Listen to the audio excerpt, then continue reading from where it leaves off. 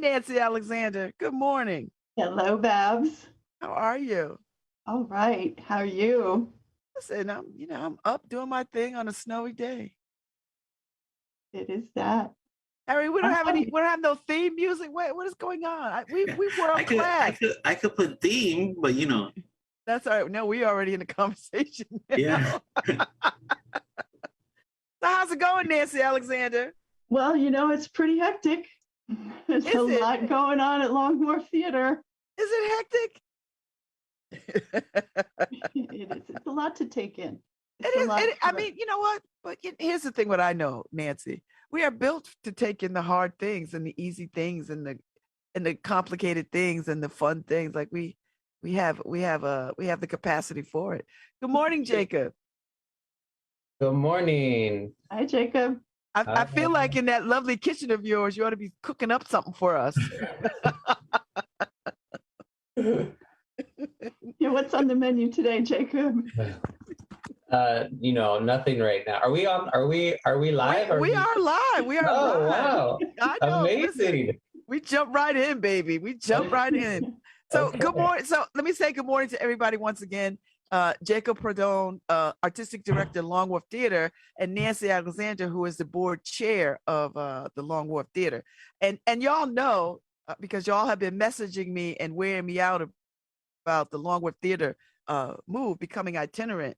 And so they're here, and we're going to talk about it.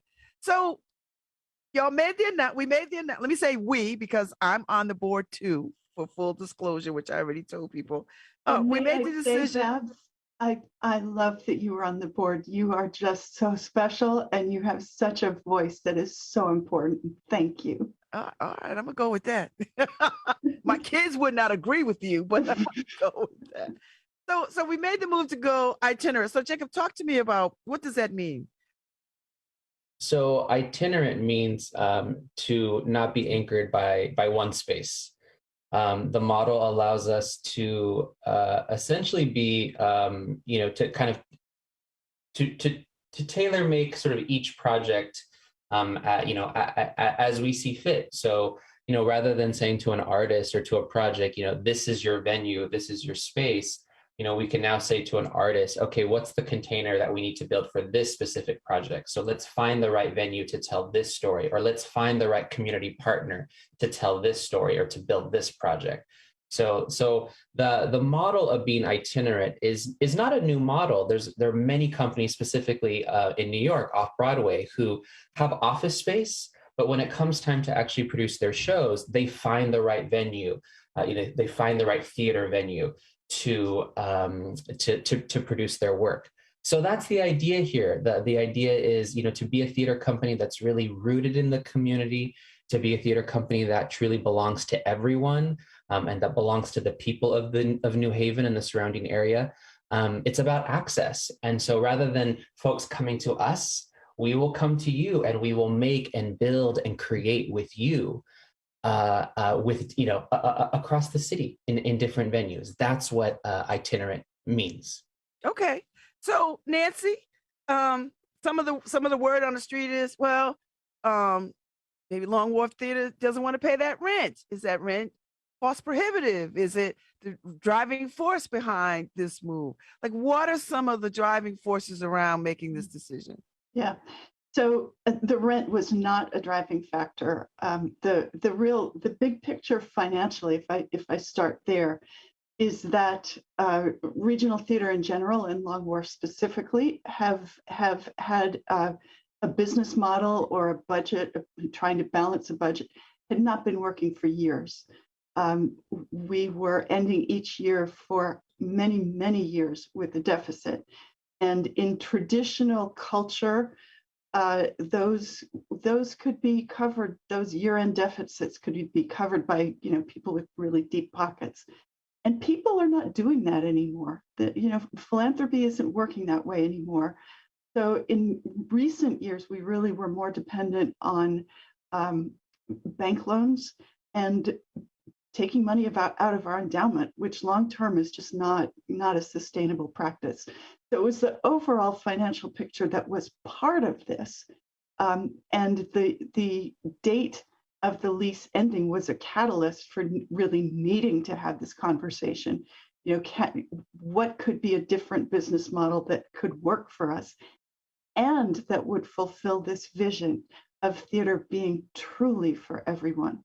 Because there were things, much as I love that theater space at Long Wharf, there were things about it that were exclusive, that people couldn't get to it from everywhere, that it felt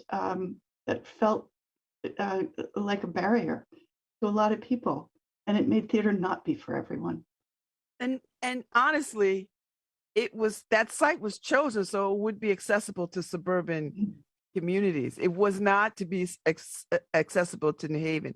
And I don't say that to say I don't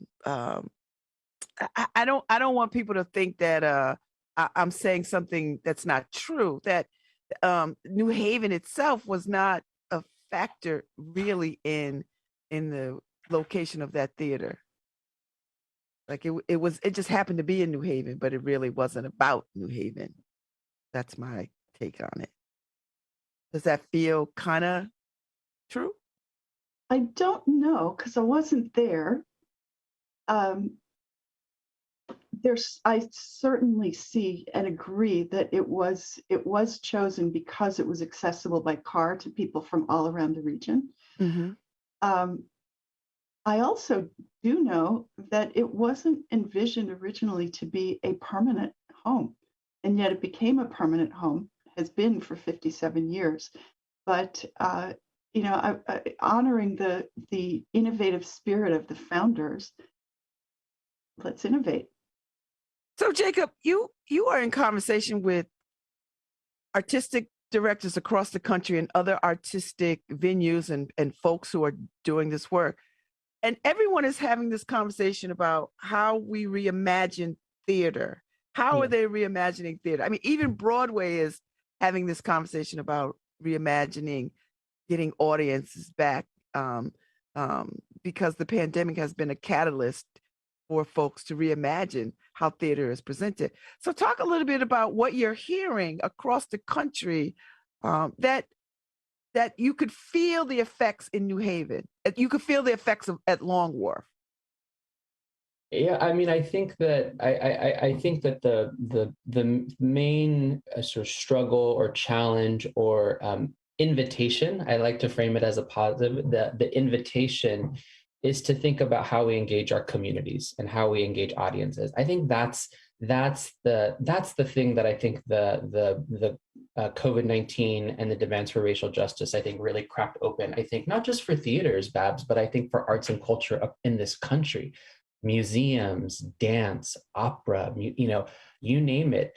I think that the demand to truly be a place where our communities are centered and the engagement is one that's really authentic. I think that's the thing that I think all of us are wrestling with. You know, one of the things that I continue to reflect on is a virtual event that we did in October of 2020. We did an artistic congress. You know, it was trying to engage our communities virtually. And given that it was an election year, we thought, wow, if there was ever a time for theater to have a voice and to bring artists and thinkers and scholars together to talk about what's the role that art and activism can have, what's the role that theater can have in this historic moment. And one of the artists that we brought into that conversation was a poet and a playwright. His name is Luis Alfaro. And he says this great thing, which was in our press release, which is that the great pause has become the great possibility. That this time of pause is truly an invitation for us to really reimagine, right? That for arts and culture in this country, you know, we say that we want to be beacons of light. We say that we want to be boundary breaking. We say that we want to be a place to celebrate difference. But in order for that to happen, we have to be real architects of that. And we have to be willing to stretch our imagination and to make bold choices. And so I think that continues, I think, to sit at the center of the conversation, I think, for so many of us.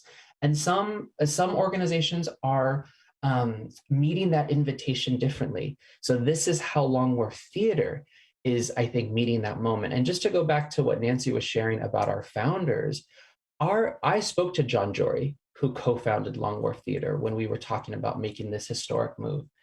And one of the things that became clear in that conversation is that the spirit of imagination, of dedication, of tenacity, those things really sat, I think, at the center of Long Wharf's founding. And so that same, I think that the ethos around that, I think also sit at the at this evolution. It almost feels like kind of a full circle moment. And that was what John reflected back to me when we were, when we were talking. Because I think there were folks that said, "Are you crazy? A regional theater?" Because this was in 1965, when there weren't a lot of professional theaters. But it was, again, it was that the spirit of possibility, of imagination, of dedication. And so we are building on that history. We are building on that history of innovation. We are building on that historic support. The thing that I love about the theater, the reason why I became a theater producer and have now been doing this work for 20 years, is that the theater, unlike some of the other artistic pathways, is that it's truly a space to hold all of us. So for those folks who have been coming to Long Wharf Theater for many, many years, right? Those subscribers who we love, who've been coming for 20, 30, 40 years, Long Wharf Theater can still be your artistic home. Long Wharf Theater can still be a place where you see world-class theater. And we will make pathways to those who haven't been coming, who haven't always felt welcome. And the tent that we are building is just going to be bigger now. So I think that's also part of the conversation of, let's not go back. One of the things that Louis says, he says, the great pause has become the great possibility. And then he goes on to say, please, let's not go back to the way things were. Change is hard, but this moment requires that we change. I like that. I mean, I feel that way. I'm with you. I mean, I'm with you. Talk to me about this itinerant model that means we can make theater anywhere and everywhere.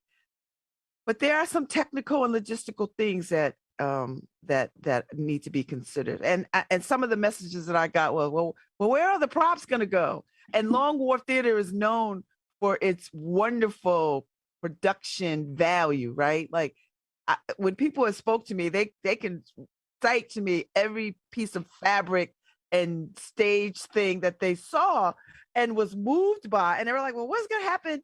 Like, will we have that again? Will we lose that kind of production value? With Kit and I, so Kit Ingwe, my partner in crime in all of this, who is our managing director, an extraordinary leader, who I'm really walking in partnership with on this. We actually were just talking about this yesterday, that we really believe that just because we won't be anchored by one venue and that we will find different spaces to share our stories, I think we will have to do some reimagining, but it doesn't mean that the quality of our shows, that production values have to, the production values may shift, but we're still going to produce high quality theater. It's going to take us some time. And fortunately, we are, as a part of our plan, we are building a runway that will give us that time to think about, to your point, to think about where the props go, to think about costumes, to think about set. I mean, it is true that when you have one venue, you have infrastructure. So one of the things that we do have to really think about, and we're being really discerning about this, is how do we still build those structures even within an itinerant model? So as I said, we are known for producing great theater, and we will continue to do that in this model. Yeah. So Nancy Alexander, how do you talk to the community about this? How do we frame this so that we are educating and sharing with the community about what this means to them? Yeah, so from time to time, I hear something like, I come to the theater to be entertained, not educated. I don't like where the theater is headed. And I think I hear this from people who have actually not been seeing our productions. And what we've done so far this year has been stunningly beautiful and superbly acted. And for me, coming out at the end of each of these productions, they haven't left me in the same place. theater is powerful. And, you know, whether the people on stage look like us or not, and for many, many decades, they've mostly looked like me, the themes are universal. And there was a study recently that I talked about in a blog that I wrote for Long Wharf, which showed a bunch of audience members some performances that included people who weren't like them, and then they learned what the experience was like, and they found two effects from that theater experience. One was that people actually shifted their mindsets about the people that they were seeing on stage, and the groups that they were seeing represented on stage. And the other thing was, even more generally, that when folks had finished seeing those performances, they were inclined generally to be more charitable, to be more philanthropic. Something happened to people just in the experience of theater that didn't show them people who were exactly like them. And that's what I really hope to convey to our longtime subscribers, who tend to be pretty homogeneous, that just because we're seeing people who don't look like us, it doesn't mean that this theater experience is not going to be deeply, deeply moving and meaningful and beautiful. Mm. So Jacob, seeing theater, making theater for everyone and including everyone doesn't necessarily mean My Fair Lady with an all-black cast or My Fair Lady with a Latino cast. Like, talk to me about centering other voices that maybe that will do just what Nancy says: entertain, educate, and have people walk away with a different sort of change their mind or shift their thinking about what they just saw. Yeah, I mean, I think that I love, one of the other reasons I love the theater is because it does help us understand the world around us. It helps us to understand and to celebrate difference. One of the things that one of my mentors, Oscar Eustis, talks about, who runs the public theater in New York City, is he said, if theater is doing its job, you go into the theater as strangers, but you walk out as a community because you've had that collective experience. And I think that feels really also sort of at the center of what we're trying to do, I think, in many ways. And so, yes, when I think about the kinds of stories, the kind of programming that I hope to produce at Long Wharf Theater, the word that sort of feels central to that, that I use a lot, is kaleidoscope. We want to reflect the kaleidoscope of our city and the surrounding area on stage, and let different stories be in conversation with each other. One of the questions, Babz, that I get sometimes, which it's an interesting question, but folks have just been very, very blunt and said, so you're Latino, you're a queer man. So does that mean that we're now going to just see just all Latino plays? Does that mean we're just going to see plays about the gay experience or by gay writers? I say, so those experiences are important to me, but it's also about intersectionality, right? I am not just one thing. No person, including white folks, are just one thing. And so I think that's also what the theater can do. There can be a kaleidoscope, different kinds of stories that intersect with each other, that are in conversation with each other. I mean, yes, I'm Latino, but I also like Shakespeare. I like classic plays. I like Tennessee Williams, right? So that's also been a part of the history of Long Wharf theaters, and it will continue to be. So I see a world in which we have that dynamic new play written by perhaps a person of color, and then we have that classic play that maybe is told in a different kind of way, and then we have that musical, and so like that's what it's about. It's about an exchange of ideas, exchange of experiences, and for us to reveal in our collective humanity through those experiences. I think one of my favorite things I saw was Pride and Prejudice. Yes. I still think about this, and I'm on Instagram friends with the Mr. Darcy character. And I love this play so much. Like, I just thought it was it was diverse, but the energy and you had like a few characters that did a lot of different characters. And I'd never seen anything quite like that before. And I just loved it. And there was a couple of little Black girls in the audience who, when they grow up and they read this story again in college or high school, that for them, their first Mr. Darcy will always be this tall Black man. And Mhm. I just love that. And there's nowhere else you could get that experience except in the theater, Mhm. So have you heard from actors and people who do artistic expression about what this could mean? Because part of the charm and the greatness of the Long Wharf Theater is its ability to have world-class talent grace those stages. Have you heard from people who have, shown up and showed out on that stage? And what do they think about this? Have you heard from those people? Well, I have. I mean, so one of the, we have an artistic ensemble. When I became artistic director, I thought it was important to bring together a group of artists, both local and not local, to support the work artistically. To be thought partners, to also incubate their own projects at Long Wharf. That Long Wharf could be an artistic home, and so. They were some of the first that I had reached out to. And I have to say, Babz, collectively such excitement, just trailblazing, pioneering. This is exactly what the future is. I hope more theaters follow suit. I mean, it was uniformly positive and excited. And I think for some of those artists who are actively creating projects for Long Wharf Theater, it's really expanded their imagination, because again, they get to think about the container with which we build their project and I think in a different way. So for the artists, I think there's just been real excitement, and I think that we will continue to attract, I think, world-class artists, because what we also know is that a great theater company is built by relationships and by community. One of the things I share with my students at Yale, so I teach at Yale.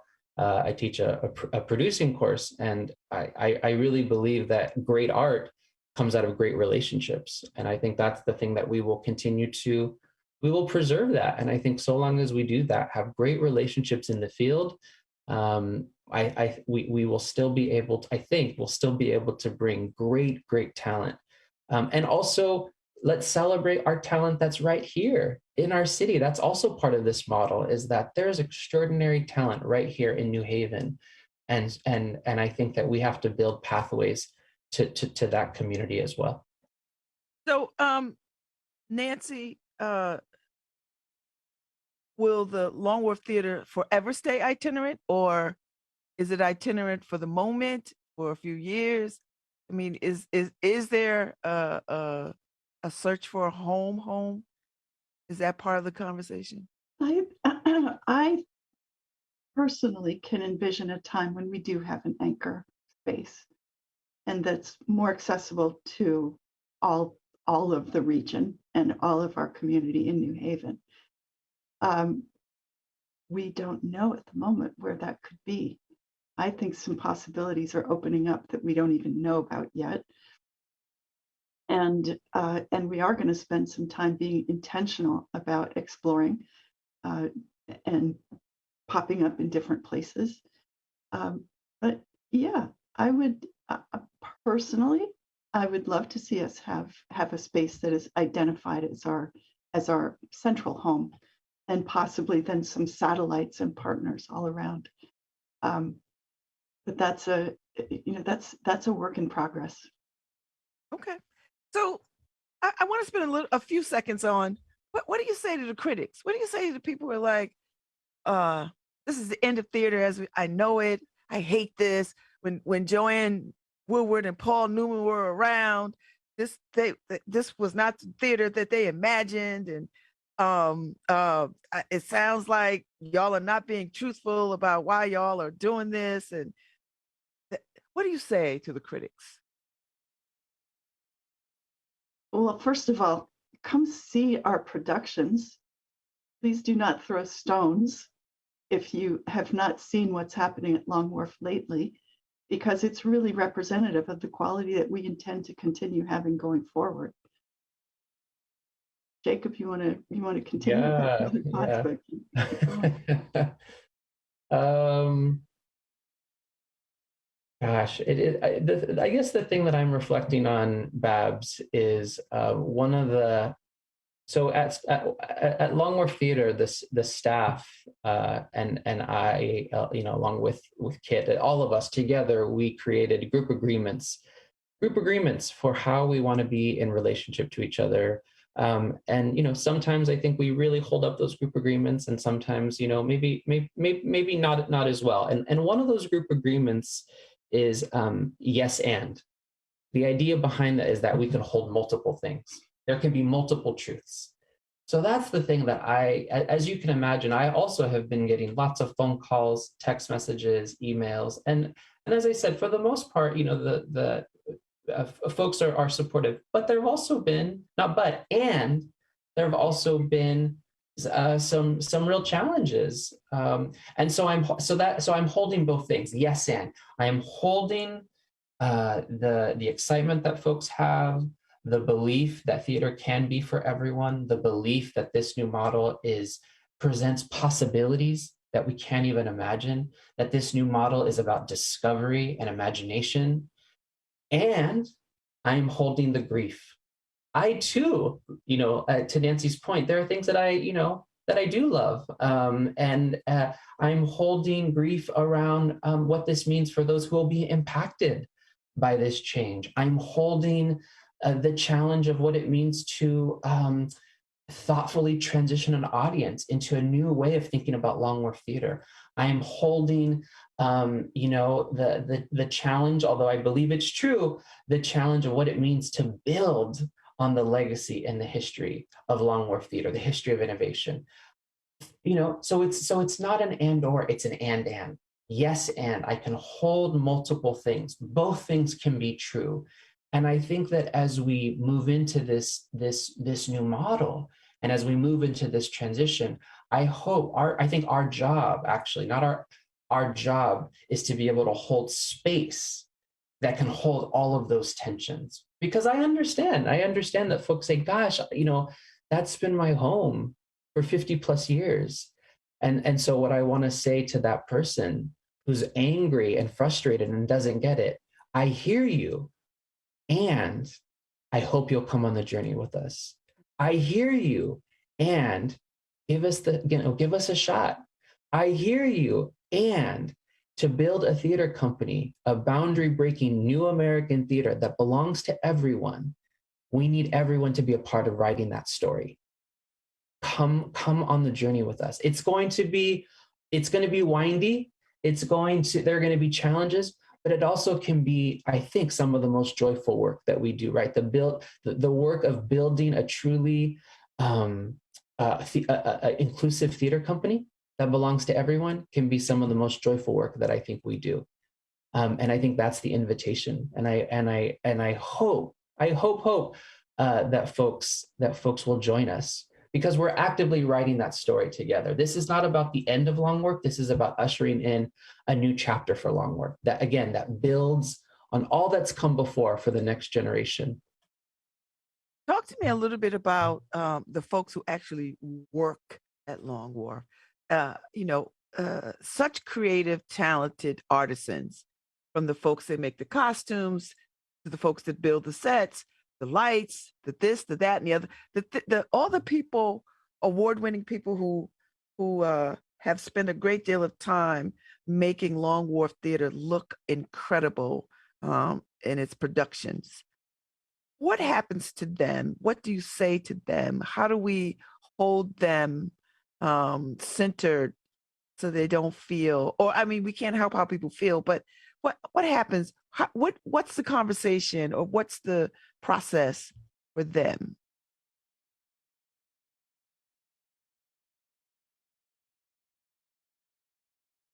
It's a lot. Yeah. I like what you said in the board meeting about we will be intentional. We will hold them as in ways that we can hold them, or something to that effect. But talk to what, because I know they're listening and I know people are listening and people are concerned, and talk to me about what happens to them. There's a real tenderness around this subject because they have been at the heart of Long Wharf, and things, the structure will change. And we don't yet know exactly how it's going to change. Specifics still working out. And I appreciate the honesty in that. Like, I appreciate you saying that rather than, oh, you know, flowers and perfume, right? Like that you say, you know what, we're working this out and we're moving through. And I think that's an honest, legitimate, authentic answer, you know. Well, and I think to add to that, I think that, and it's also about, you know, part of our commitment, I think, to being, you know, to having a thoughtful culture. Again, sometimes we get it right, and sometimes there are days where we really can do better. But I think how you offboard, I think, a staff member in a humane and thoughtful culture is making sure that they really are cared for. You know, that it's not like, okay, thank you for your service, and then that's it. I mean, I think that we will be very discerning and really thoughtful about if we do have to, when we have to make those changes, and if we have to make those changes, to make sure that it is done with real care, and making sure that people also have the resources that they need to transition. So that is also, that will be a part of the work and a part of our planning. And there's the seed of an idea germinating in my mind about this, which is, as we think about new American theater, that it turns out Long Wharf is sort of in the vanguard of in this work, in this conversation. Can we think about how the work for theater workers can be structured? Even as the structure of theater changes, can the work be structured? Can we help them work in so that their careers are sustainable too? Like, not just dropping people, but how can we help think about how work is done in theater so that it makes it continues to be possible for people to have a full livelihood in theater? I don't think we've scratched the surface of that yet, but I think it's possible. So it sounds like not only are we taking a fresh journey, but the journey is wide and vast because there's a lot of levels to this thing. Yeah. You know, just what you said, Nancy, about sustainability in the arts. You know, people having full on careers, and Jacob, you talking about expanding and inviting various communities in to share in this journey. So tell me, what is it? What is your ultimate dream for this? What is the ultimate, like, what is the biggest possible dream? If you could get all the barriers out of your way and and all the things, like if you could have everything you wanted in this process, what is the biggest dream?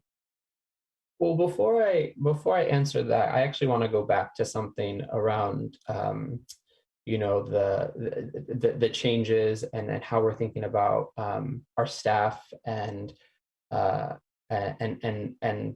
communities and our audiences. You know, one of the ways that we are intentionally trying to walk through this differently is that it's not a fait accompli. That in fact we have, there are a lot of decisions that we have not made. There are a lot of discoveries that we actually want to make together.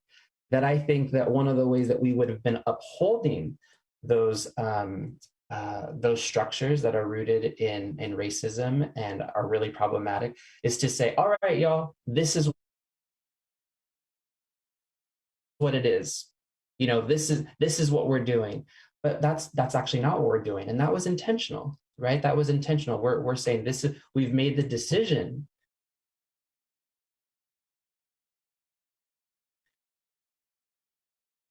to leave the terminal And now we enter the phase of discovery. And now we build together. We figure it out. We figure out, okay, what are the venues? All right, how do we do this? How do we do this together? Again, I think it's about how can we be architects together? So I think that's just another way that we're trying to, to be thoughtful. And again, sometimes we get it right. Sometimes we might get it wrong. And it goes back to that value of yes and. I can hold, both things can be true. I was thinking about something Carmen Morgan has said to us. Carmen is the executive director of Art Equity, which is an organization that Long Wharf has been working with, and who I know from my days at the Oregon Shakespeare Festival when I was a producer out there. And she said, when you do this work, you are always living into your values. You are living into the culture that you're trying to build for your company. You'll never arrive. You're always building. And again, some days you're going to get it right, and some days you're going to get it wrong. And that's part of the journey. The other thing that she says is, do you want to be right, or do you want to be in community? Do you want to be right, or do you want to be in community?